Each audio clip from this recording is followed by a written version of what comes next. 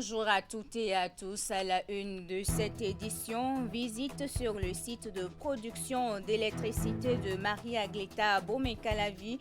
Des ministres conseillers saluent les progrès du Bénin en matière de l'autonomie énergétique. De la centrale de Marie-Agleta 1 à la moderne 2, le constat était saisissant le mardi dernier.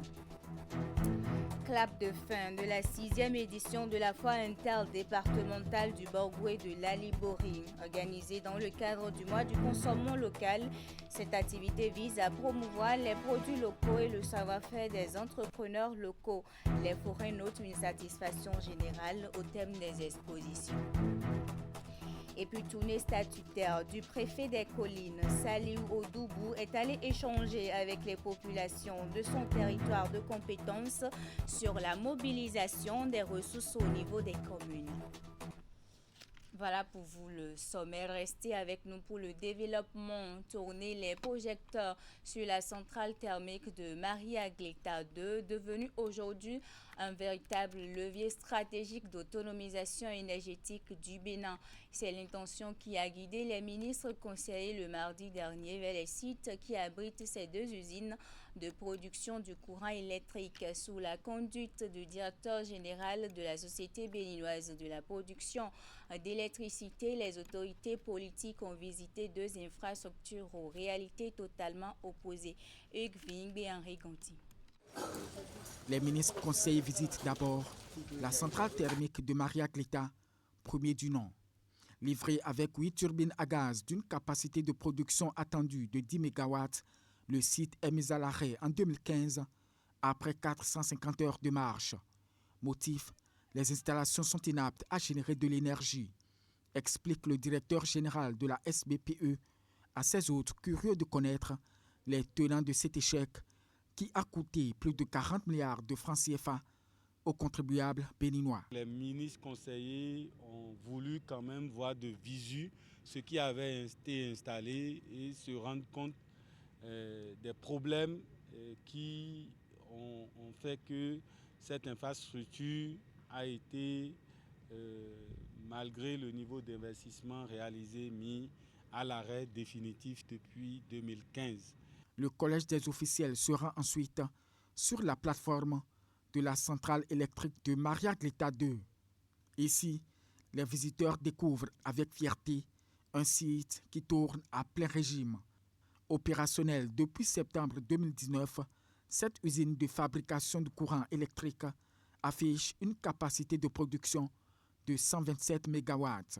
Les ministres ont eu l'opportunité de voir que nous sommes dans la période de maintenance des groupes. Nous avons atteint plus de 36 000 heures de marche.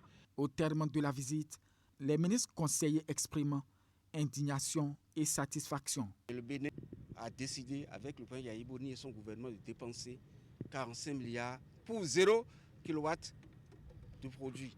Marie-Agleta 2 assure plus de 50% de notre besoin énergétique.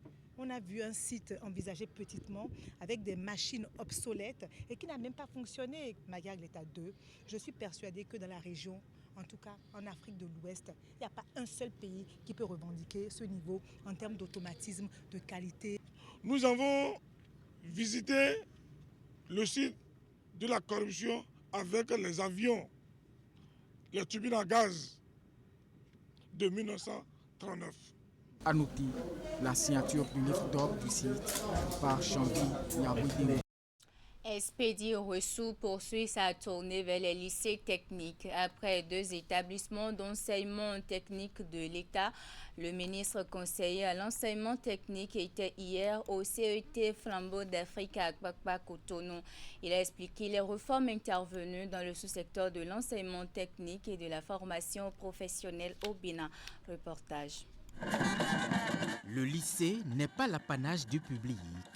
Ce qui motive l'égalité que fait le ministre conseiller à l'enseignement technique et à la formation professionnelle dans sa tournée nationale dans les établissements à l'étape du littoral. Expédie Ressou et sa délégation bénéficient d'un vibrant accueil au lycée privé Flambeau d'Afrique. Monsieur le ministre conseiller, Votre présence dans notre établissement est pour nous un signe fort de considération et d'encouragement.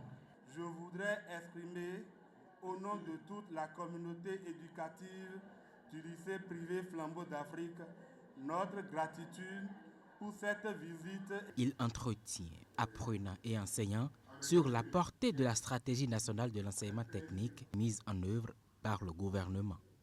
La communication est axée sur l'importance de l'EFTP au service de la transformation technologique et de l'insertion professionnelle des jeunes. Tout en félicitant le savoir-faire des apprenants de ce lycée, Espedi Wessou, en bon pédagogue, les invite à relever les standards, toute chose qui va leur permettre de ne pas manquer à l'appel de la révolution industrielle que le Bénin s'apprête à imposer dans les prochaines années sur le marché international grâce aux investissements et réformes en cours. Le département du littoral a des pépites dont j'ignorais tout, il faut le dire. Ce sont non seulement des établissements d'apprentissage, mais c'est déjà des unités de production. Puisque vous voyez les enfants vous sortir des chefs-d'œuvre. Je suis venu ici voir les conditions de travail et surtout expliquer le contenu de la réforme de l'EFTP. Et dans ce contenu, il y a deux aspects qui me paraissent importants. Le premier, c'est la gouvernance des établissements. Et le second, c'est la gouvernance du partenariat. Et surtout, les nouveaux curricula qu'on doit mettre en œuvre. La dernière étape de cette tournée nationale dans les lycées techniques est celle de Don Bosco, prévue pour ce vendredi. Je vous l'annonçais en titre, les rideaux sont tombés le lundi 27 octobre 2025 sur la 6e édition de la foire interdépartementale du Borgou et de l'Aliboré, organisée par la direction départementale de l'industrie et du commerce dans le cadre du consommons local. Cette activité qui vise à promouvoir les produits locaux et le savoir-faire des entrepreneurs locaux a pris fin sur une note de satisfaction. Jacques Degbé et Albéric Capovo. Une centaine de forains venus des départements du Borgou et de l'Aliboré, des milliers de visiteurs et une gamme de produits authentiquement béninois. L'esplanade du marché Zongo de Parakou a été le point d'un grand rendez-vous d'affaires entre le lundi 20 et lundi 27 octobre 2025. Une semaine pour valoriser le Made in Bénin. Nous avons vu à travers ces produits non seulement le savoir-faire de ces entreprises, mais aussi l'identité de chaque promoteur d'entreprise. Vous avez constaté avec moi que au Bénin, à Parakou, nous avons tout ce qu'il faut pour notre bien-être. Preuve de la réussite de cette 6e édition, 130 entreprises se sont inscrites contre 90 l'édition précédente, toutes reparties dans 80 stands. Les exposants félicitent le directeur départemental pour la bonne organisation avant de formuler une doléance à son endroit. Nous lui demandons encore une fois de bien vouloir nous accorder pour des foires à venir 10 jours à 2 semaines de foires pour notre épanouissement et celui de nos clients. Le poulet, le manioc, le miel, le sésame et les cosmétiques sont les 5 produits mis en exergue au cours de cette semaine de foire avec pour principal objectif promouvoir la consommation des produits fabriqués dans le Borgou et l'Aliboré. Je voudrais, monsieur le directeur, vous remercier et par votre entremise, le ministère de l'Industrie et du Commerce, ainsi que vos collaborateurs pour les dispositions prises en vue du bon déroulement et de la réussite de cette foire. Nous félicitons également les organisateurs, notamment la direction départementale de l'industrie et du commerce, pour la réussite de cette 6e édition, les exposants pour la qualité de leurs produits et les visiteurs pour leur engagement à soutenir la production locale. Investissement agro-industriel, valorisation des savoir-faire locaux et accès au marché, c'est le thème de cette 6e édition de la foire interdépartementale du Borgou et de l'Aliboré. Rendez-vous dans un an pour la 7e édition qui promet encore plus de bonnes surprises. En image à présent, projecteur sur les opportunités liées à la transformation semi-industrielle et industrielle de la viande de volaille au Bénin.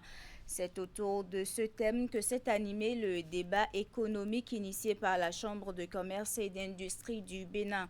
Le rendez-vous vise à stimuler la réflexion collective sur le développement durable de la filière avicole et identifier les leviers de la valorisation et de la transformation locale de la viande de volaille. Les détails dans nos prochaines éditions. Ce journal se poursuit avec la tournée nationale consacrée au renforcement de la gouvernance locale et à l'écoute des élus à la base entamée par le ministre de la décentralisation de la gouvernance locale, Raphaël Akoteyong. À Parakou, il a échangé avec les responsables municipaux autour du bilan des réalisations et des défis à relever dans la gestion de la commune. Ulrich Abalo et Socrate Adantoli. Renforcer la gouvernance locale, écouter les élus à la base et rapprocher davantage l'État des populations. C'est tout le sens de cette tournée entamée par le ministre de la décentralisation et de la gouvernance locale, Raphaël Akoteyong. Le ministre a parcouru les 3 arrondissements de la ville de Parakou pour échanger avec les chefs d'arrondissement et les chefs de quartier sur les difficultés des populations. Cette démarche de proximité vise à mieux comprendre les réalités du terrain, à identifier les blocages, mais aussi à mettre en valeur les bonnes pratiques locales. Cette année, notre regard s'est porté et se porte sur 3 des 4 communes à statut particulier de notre pays, à savoir Parakou, Porte-Novo et Abou-Kalal.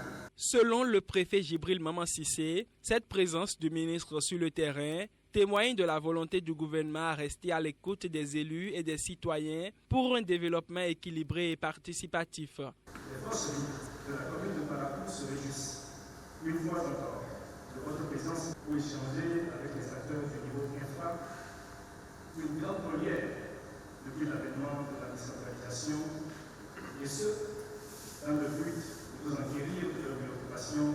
Le ministre s'est ensuite rendu à l'hôtel de ville pour se prêter ensemble avec l'équipe municipale à un exercice de synthèse. Le maire de Parakou dit mesurer à travers la présence du ministre l'engagement du président Patrice Talon à donner plus de moyens et de responsabilités aux communes. Monsieur le ministre, je voudrais saluer ici la vision éclairée de son Excellence, Monsieur le Président de la République, qui, à travers la réforme de l'administration territoriale, a insufflé une nouvelle dynamique à la gouvernance locale. Cette tournée du ministre Raphaël Akoteyong prend en compte 3 des 4 communes à statut particulier du pays pour faire de la proximité et du dialogue les piliers du développement local durable.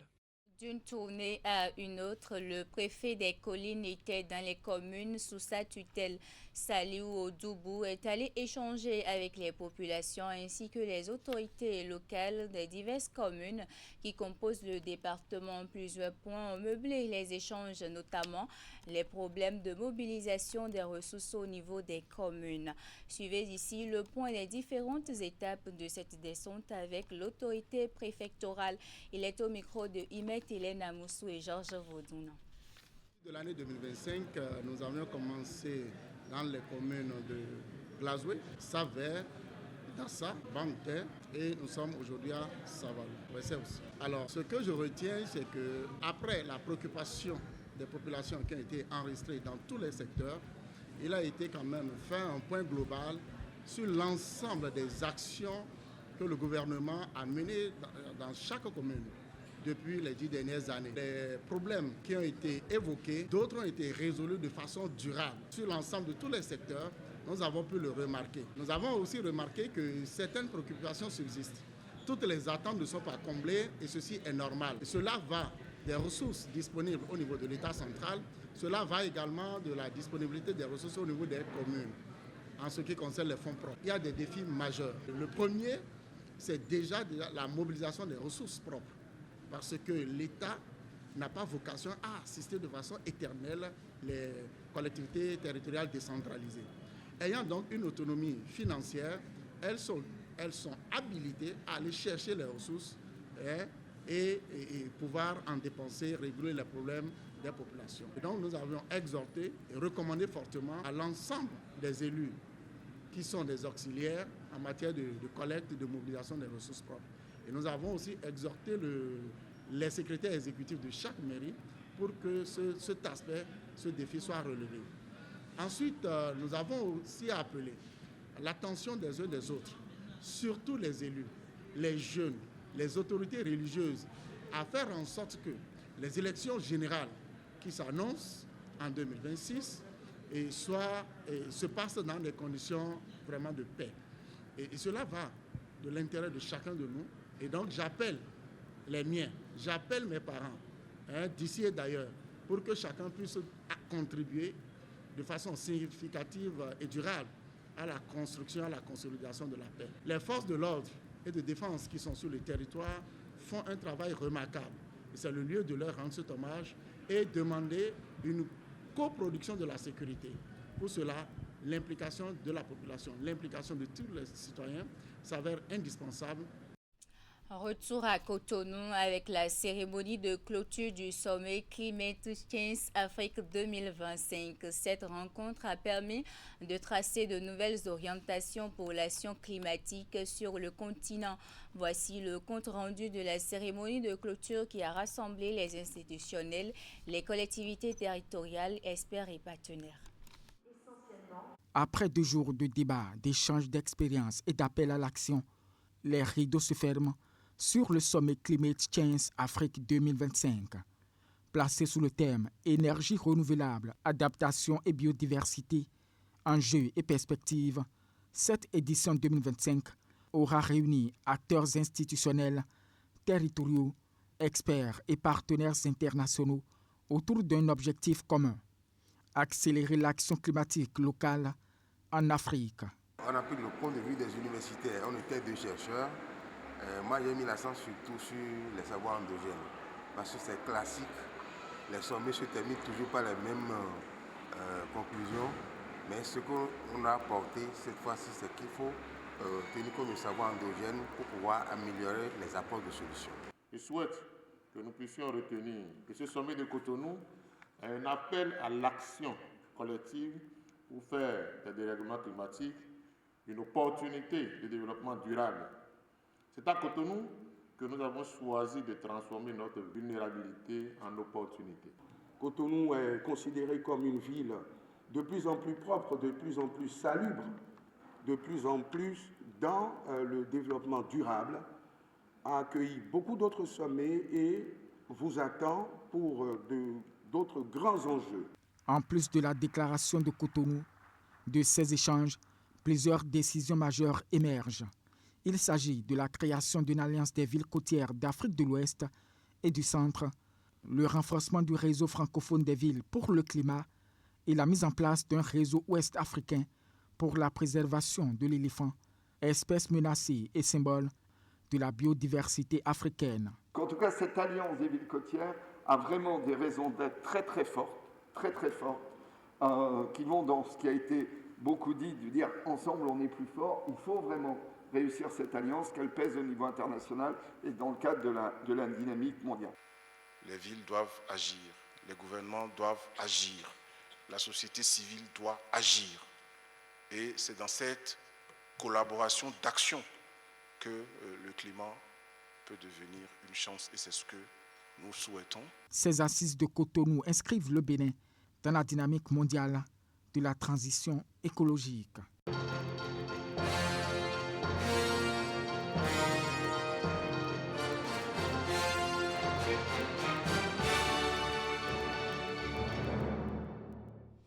En politique, des militants démocrates officialisent leur adhésion au bloc républicain à Bonté dans les collines. La vague de jeunes a annoncé la nouvelle lors d'une cérémonie qui a rassemblé du monde. À travers ce acte, le groupe dit ainsi apporter sa pierre à la construction du pays et surtout jouer sa partition au développement de sa localité. Imet Hélène Amoussou et Georges Vaudounon.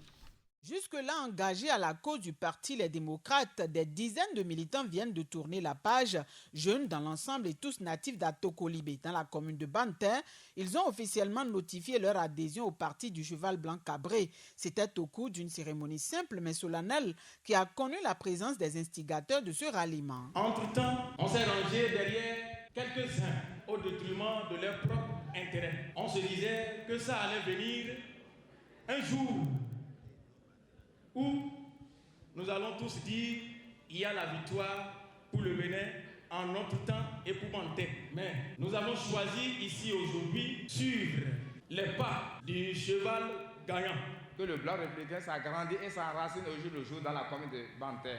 Et c'est pourquoi nous accueillons l'adhésion de ce jour. Et c'est les bras grandement ouverts que nous vous accueillons dans la famille du Bloc républicain. Allez prêcher la bonne nouvelle. Et que ceux qui sont encore réticents, il est temps qu'ils viennent. Ne perdez plus le temps, ne traînez plus les pas.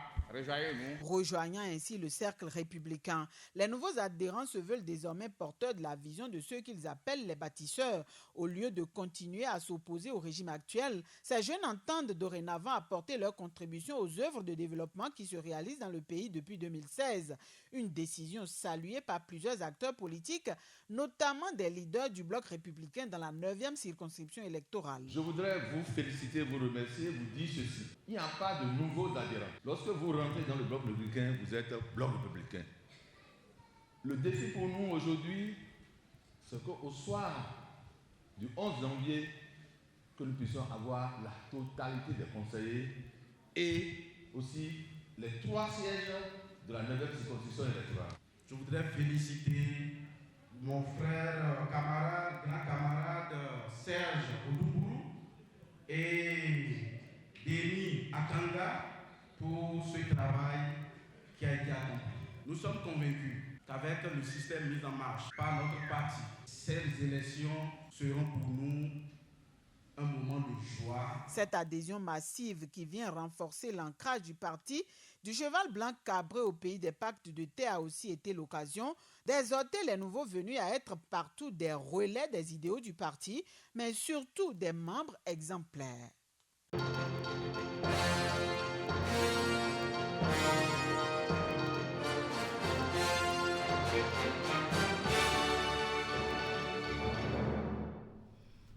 On s'intéresse à présent à la pression que ressent au quotidien le citoyen face à l'impôt foncier. Un spécialiste de la fiscalité foncière se prononce et explique. Selon lui, la fiscalité foncière doit respecter les normes d'équité et de redevabilité. Ce dynamisme implique aussi l'utilisation de nouvelles technologies pour une meilleure cartographie. Voici les explications de Emmanuel Sonon. Il est le directeur en charge de la fiscalité locale à la Direction générale des impôts au Bénin. La commune a 3 sources de revenus. Nous avons l'aide au développement. Vous savez ce que c'est devenu avec toute la problématique autour de la souveraineté et de la problématique même de l'aide, c'est-à-dire ceux qui nous aident aussi ont des difficultés aujourd'hui à nous aider. Et nous avons les ressources propres. Les ressources propres, c'est avec cette ressource propre-là que les communes peuvent financer leur développement.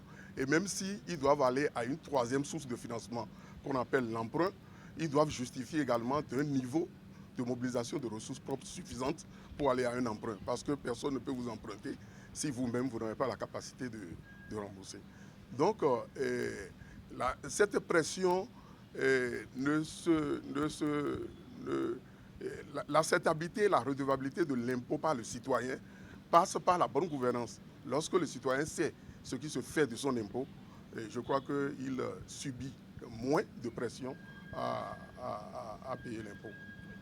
En termes d'enjeux, nous avons d'abord l'identification et la localisation précise de la matière imposable et du contribuable. Cela fait appel à des outils modernes également. Nous avons l'enjeu de l'évaluation de la matière imposable. Et ce n'est pas facile aujourd'hui. Il faut aller au fait à une simplification radicale de cette évaluation pour permettre aux citoyens de savoir comment son impôt est payé, de savoir qu'est-ce qu'il faut payer. Il faut aller également à cette simplification. Et pour y arriver, il faut quand même adopter une certaine digitalisation, une informatisation qui soit conforme à nos réalités et que nous soyons capables d'entretenir. Nous avons également la problématique de la collaboration. Vous savez, les impôts fonciers alimentent au Bénin à 100%, sont reversés à 100% aux communes. Donc la DGI mobilise les ressources de l'impôt foncier pour le compte des communes et cela est reversé à 100% aux communes.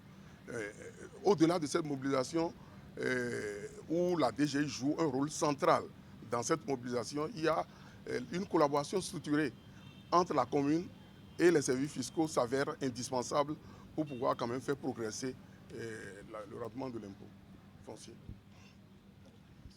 On finit par la célébration de la 9e édition de la Nuit du pain tissé. Cette initiative de la magicienne du savoir-faire ancestral Émilie Sama Tibouté vise à promouvoir et valoriser le textile du Bénin. C'est un événement remarquable qui a permis aux stylistes et créateurs de montrer justement leur talent au public. Abdou Sahabi Idrissou.